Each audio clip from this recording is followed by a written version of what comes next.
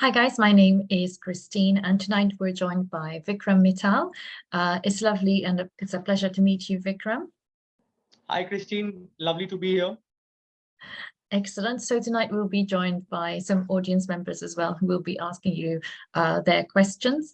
I will start off with a few questions, but the first one, of course, is what inspired you to create Mavi's Ginger Honey Kombucha Shots? So, well, we created, we made kombucha first time for our own purpose, for our own usage, and we actually picked it up from some friends in the US. And when we got back, we wanted to have something which was natural, not artificially carbonated, healthy, and for all those reasons, and a bigger reason because my wife does not like drinking alcohol in general. So we wanted to avoid that use consumption of alcohol from our lifestyle in general, and restrict it to only social occasions when we had to or when we wanted to. So that's how kombucha became an everyday thing for us. And our friends started enjoying it. And then when we decided that we needed to do some flavors, one of the easiest flavors to do was ginger and honey because ginger and honey in India is the go-to thing if you have a sore throat, right? Yeah. Ginger, honey, stuff like that. So we thought, why not include this and also ginger, because ginger is the most popular flavor across the globe when it comes to beverages. So we thought, why not combine both the two factors and give kombucha to people? Uh, because kombucha is so new for people still, people are still discovering it, and people are still trying to understand what it is. There are so many questions that we answer all the time about the product. We thought it would be easier if we made a flavor uh, which was easier to understand, easier to comprehend, and sort of gave people some comfort in knowing that they understood what the ingredients were. So the moment you say ginger and honey, it just becomes easy for people to sort of give it a shot, right? Yeah. And that's how we came up with the flavor ginger and honey. Fantastic, brilliant. And if you had to talk about some health benefits of kombucha, why should one have kombucha? I think one of the most important things is in today's lifestyle, we are consuming things which are easy for us to have, and it is important to choose healthier alternative. And I think kombucha is an healthier alternative. One, it has anywhere between 1/3 to 1/5 of the sugar that you would have in fruit juices, sodas, colas, most of the beverages that are available in the market. Secondly, it is a functional beverage. It's not just a beverage; it's a functional beverage, meaning it just does not quench your thirst, but it also provides health benefits, right? It has probiotics, it has all these healthy acids, enzymes, which help you with your gut health issues, builds immunity, detoxes your liver, cleans your blood, and most importantly, it's a client's feedback that I'm talking about, that people feel energized when they've not slept well. So instead of taking a coffee, they just had a kombucha in the morning on the go while they were going to their car and driving to office, and they had a fantastic day. They did not feel the lethargy. They did not feel that discomfort that comes from lack of sleep. So I'm not saying that you should compensate your sleep with kombucha, but I'm just saying that it is a good energy booster without the whole lot of caffeine and sugar. Fantastic. And when you started this business, did you face any resistance from your family or maybe any help with that? So not so much of a resistance, but because I came from the background of merchant navy, and in India, I mean everywhere in the world, in fact, merchant navy pays really well, and the lifestyle is very, very different than most jobs. It's a good lifestyle. So one of the objections was that do you really want to start a business leaving a very comfortable job? And of course, that is something that I also was very aware of. But honestly, uh, I I happen to be an accidental entrepreneur. I did not realize what entrepreneurship meant till I actually started it. And we had no mentors at that time. We didn't even know. We just had a lot of friends who helped us. I have a lot of friends, both me and my co-founder Mashi, uh, Minakshi, my wife, and people just helped us. What goes around in the universe comes around. So we've always been very open and friendly to people and kind, I guess. And that universe is just reciprocating, and people just came back and helped us. My dad initially, my parents, They were very supportive throughout. My sister was actually very instrumental, from getting our first bottle label to finding a photographer for us, or to a friend supporting us through ordering something. Always they've always been our guinea pigs throughout the journey, whether it's kombucha, kefir, kimchi, kwas. They've always been our guinea pigs, and with time they've also adapted a healthier lifestyle. So you will see my best friends, they always have their kombucha stocked up in the refrigerator. Okay, fantastic. Very good friends there, being guinea pigs. And what about marketing your business? How are you doing that? I've seen your website, but how are you going about the marketing?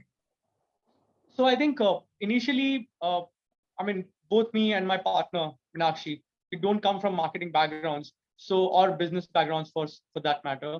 So we started off, we thought that going out and giving people the actual taste of kombucha and other products would be the best way to go forward, because there was so much education. There is so much education missing from the market with regarding these products. So our focus was that we did.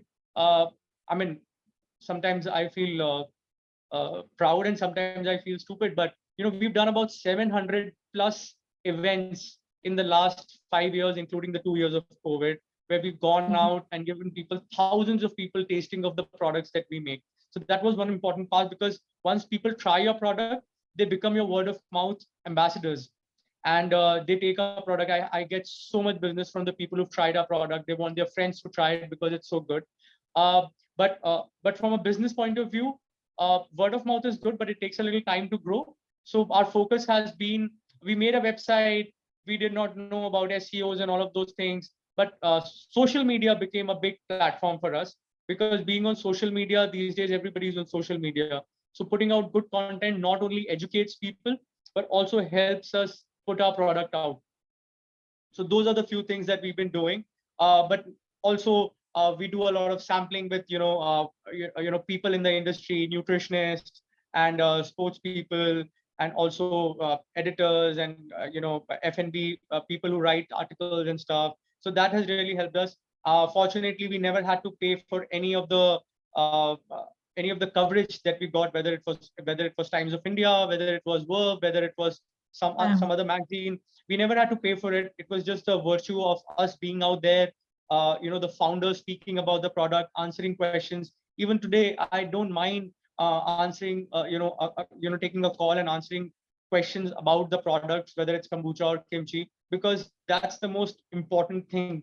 Customer satisfaction in their mind, when they're at peace that this is something that I understand, I'm satisfied with the answer, then that customer is not going anywhere. And that's our biggest strength. A good product combined with good customer service, that's, I think, is the best marketing gimmick, any marketing tactic that any company or any product would have. Amazing. And how was your experience pitching your startup in Shark Tank India? I know that the funding was not there, but what about the overall experience? How was that?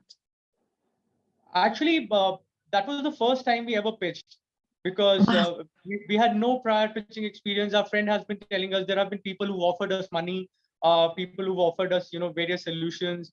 But building a brand, especially when you're bootstrapped, takes a lot of time. So going into Shark Tank, my partner was definitely not ready. My wife, she's completely said that was a no-no, that we shouldn't be there because you're not ready for a big platform like that. But I believe that, people get funding for even just basic ideas. While we've already been in the market, we have revenue, we have things to show, and we've got a solid product. It's going to take some time, but that's about it. I mean, that's for a lot of things that have happened over time.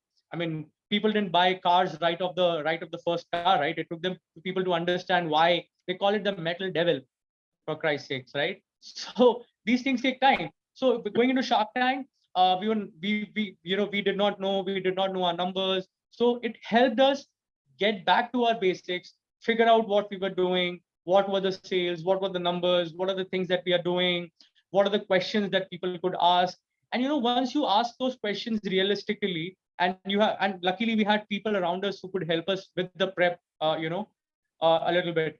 So answering those questions, saying that again and again and again, and then you start realizing that I'm saying all these things, but it would be nice. Now I see the problem, because I've been saying this so many times. Now I actually start seeing the problem or the challenge that we have in the business. Why not work on this, right? And when you practice, and then of course, when Shark Tank happened, I mean, we were positive, but honestly, Shark Tank or no Shark Tank, I think it wouldn't have made a difference in how we do our things, how we want to do our product. But it definitely made us look inwards and figure out what are the things that we should be actually looking at. Instead of focusing on the farmers market, we should be probably going out there. We understood that shelf life was an issue, or say the taste, that how the panel is always divided on the taste. So out of 5 people, of out 5 random people who are very, very critical of your product because they're looking to uh, invest in it. So they need to, if you can convince 3 of them, that's 60%, right?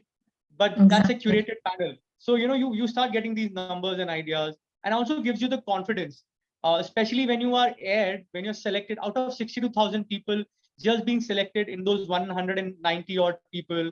And out of that, 150 odd people are actually aired on the, on the television. And being one of them is a huge deal. It may not be, it may not be enough, it may not be enough to sort of, our revenue did not grow 10x, honestly, because there's a novelty factor that comes in. When people look at it, they buy, the product, but it's a different product. It's not your regular fruit juice, which has 10, 15, 20 grams of sugar. It's a different product. So it's going to take some time, but, uh, but it really, really helped. And I think that was something that we really needed in our business, to sort of start looking as to where we could be in terms of, and it helped us connect to so many businesses.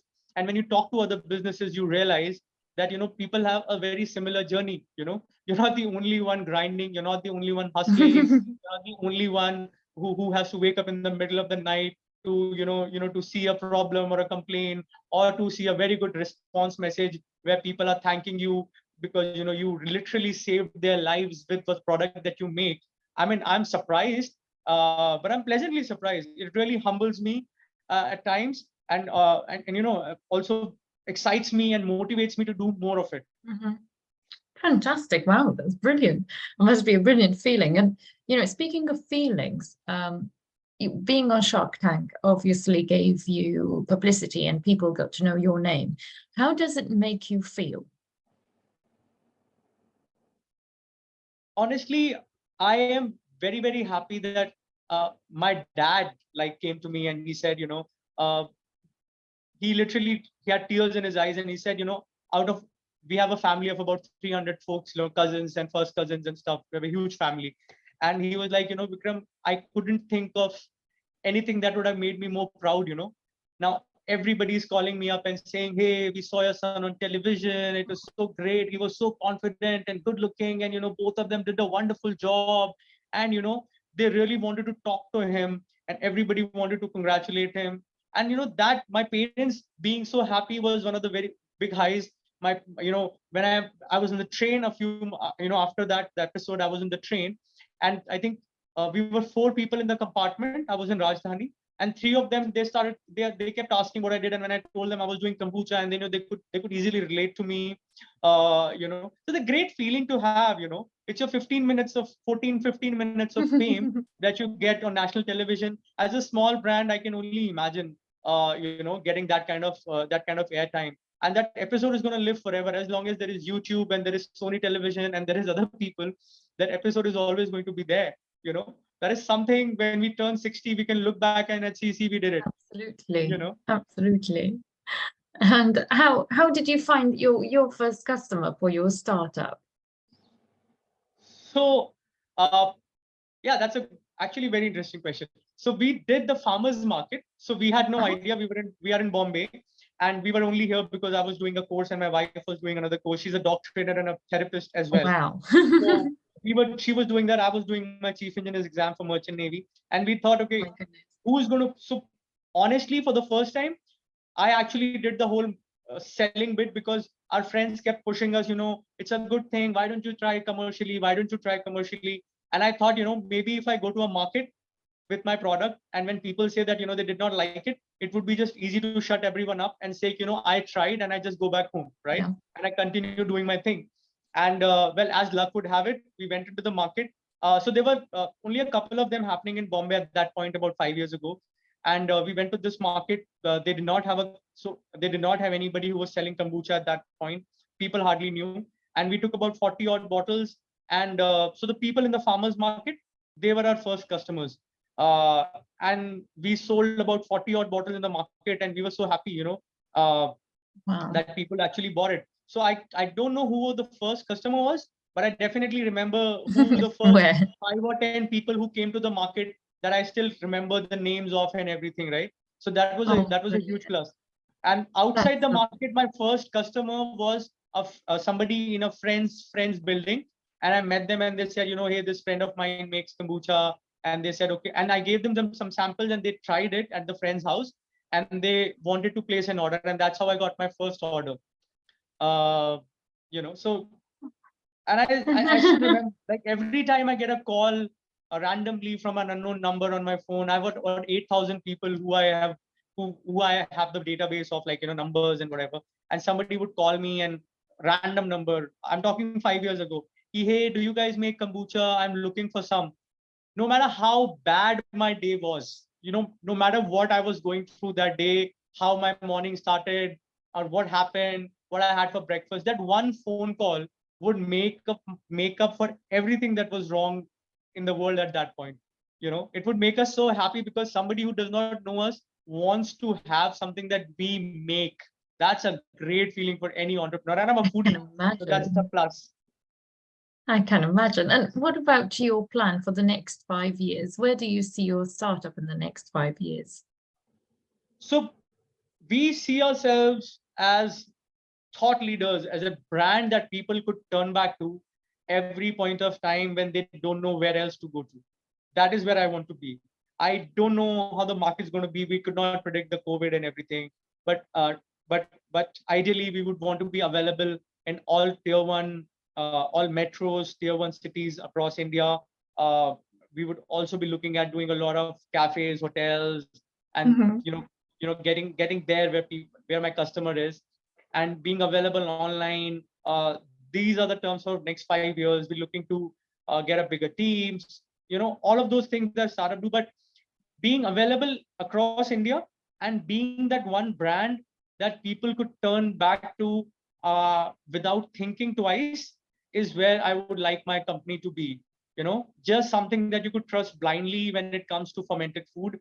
And whatever we sell at that point in 5 years of time, I think that's where I want to be.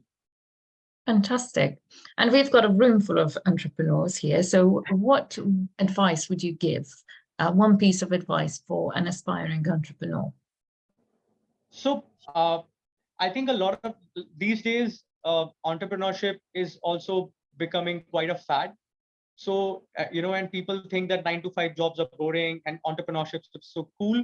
I think people need to work in a startup before they have their own startup. If ever they have a choice, if they have a chance, opportunity, they should take it, and they should do something like that, because it gives them, in a small startup, you see everything from ground zero to all the way up. You get to do everything. If you're interested, you get to do everything from accounts to production to packing to dispatch to operations, everything. So that is a very good exposure. And just because somebody else is doing a startup is not something that people should look at. But if at all, if you want to be an entrepreneur, right, there's only one piece of advice that I have. Okay? Perseverance, perseverance, and perseverance. Don't give up. That's the only way that you can make it. Perseverance is the key. Excellent, fantastic. I think that's very good advice. And Vikram, we're moving on now to some of our audience's questions. So I'll start off with Swarnali's question. So she said, will it be available pan-India soon? And who do you think is the biggest competitor? And how do you motivate your employees in tough times? So we are already delivering pan India, right? Our product needs refrigeration. So every time we get an order, we make it fresh, depending on the product. The beverages are all made fresh and shipped the same day. So by the time they reach people, they're ready to consume. They just need to be refrigerated and opened carefully. Kimchis and sauerkrauts are no problem at all. We are available through FBA, Amazon, and etc. Uh, uh, uh, and the second question is, your how biggest do I how competitor? do I how do I motivate my employees? Yes, I think yes. just showing them, not telling them, but actually showing them how it's done helps. Leading them from the front, essentially, basically, and also do these small things. Be considerate. I have a 95% woman team, right? Actually 90%. So I have all my employees, my accountant, my operations manager, my production manager, my crew, except for this one guy who actually he's 24/7. Everyone else is a woman, and I think they're very dedicated. They put in their work, they put in their hours, and I give them that freedom to sort of just do their thing. Only thing I ask is, if they ever need a holiday, if they have some problem, they can always come back to us. Tough times, I mean, in whatever capacity, as a person, as an individual, the company is a startup. I really don't have much, work around that. We are the HR, we are the CEOs, we are whatever that means. But we make sure that whenever somebody has a problem, we become approachable. So they can always come to us and talk to us about it. And I've set up a system in the office that, people could just go to their next person. If that doesn't work, they can come to me. And if they, for some reason, if they think that I would not be able to sort of understand their problem because of whatever reason, my wife, who's worked with HR, who works with an NGO, and who, as a profession, is a therapist, is always available to them, for all of these things. Fantastic. That sounds fabulous. And Swanali also asked about your biggest competitor. Do you have a competitor or? Oh yeah. At the moment you start doing something good, you will have people coming up all over to sort of trying and imitate you. And that's what we've seen. I don't know who the biggest competitor is, because everybody is doing their own thing.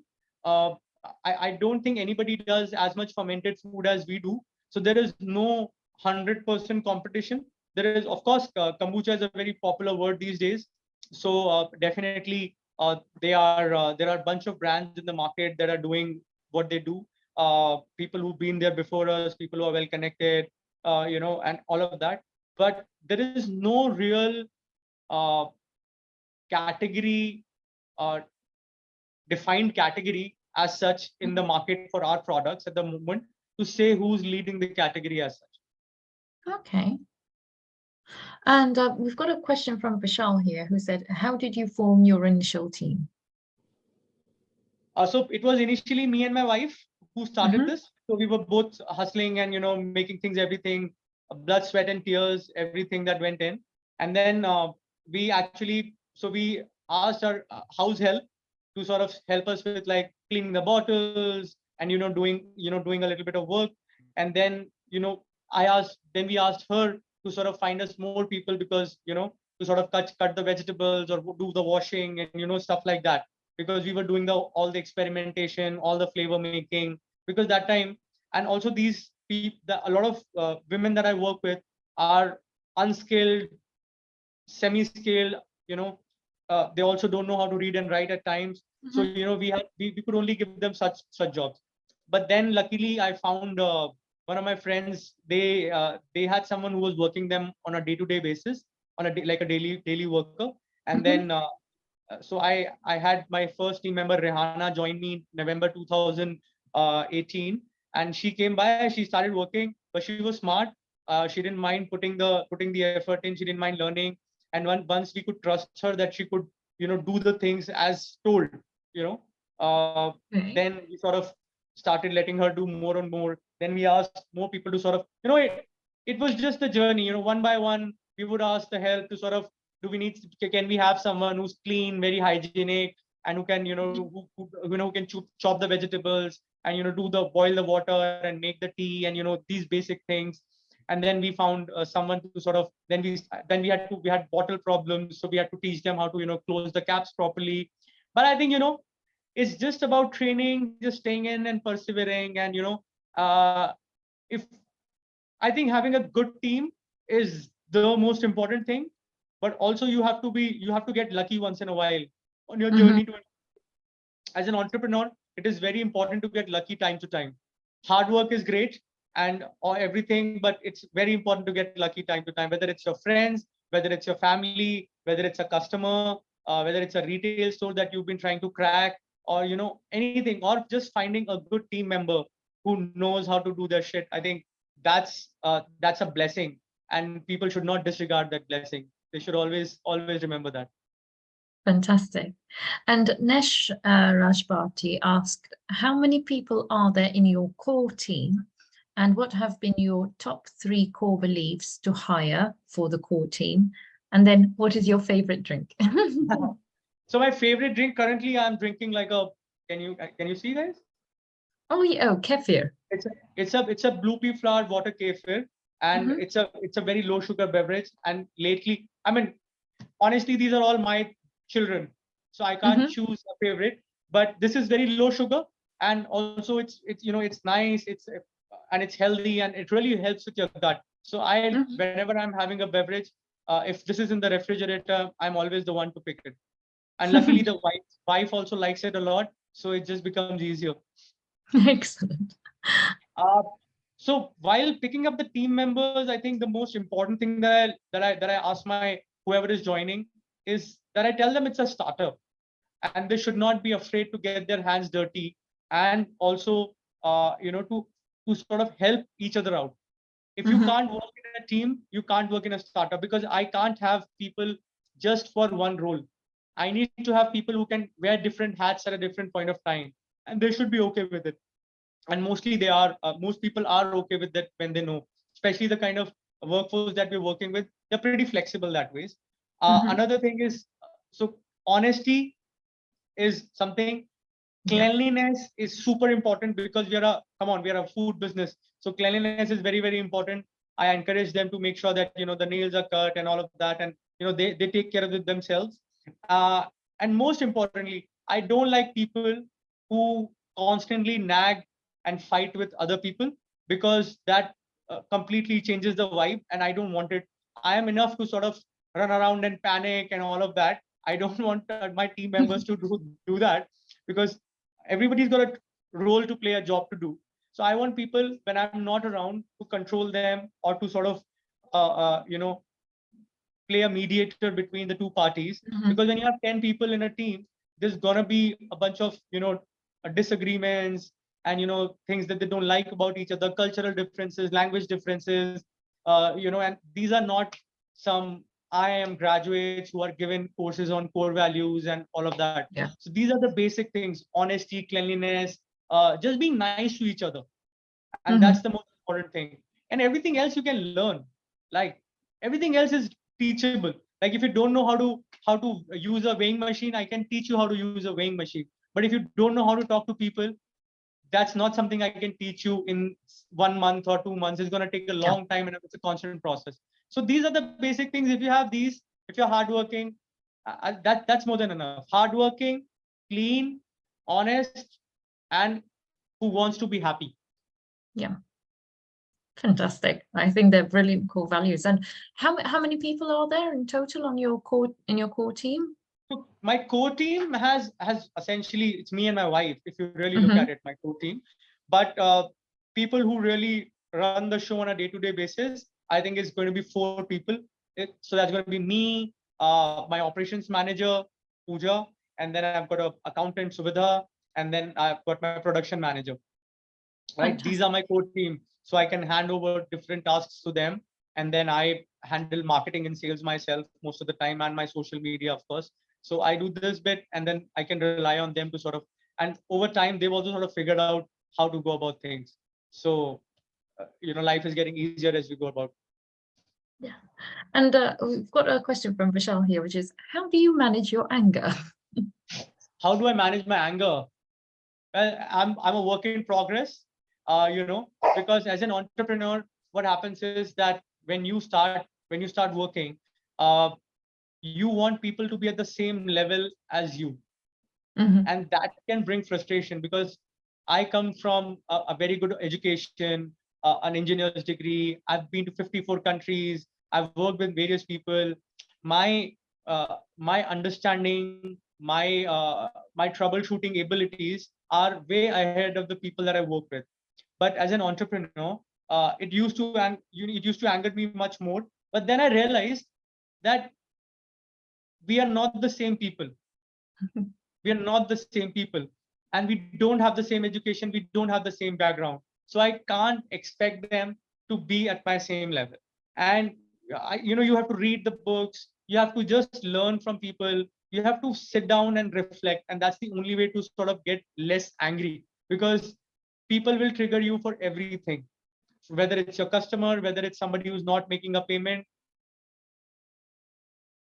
What helps is training yourself in terms of keeping calm, breathing, and also training your team to be able to do their job better.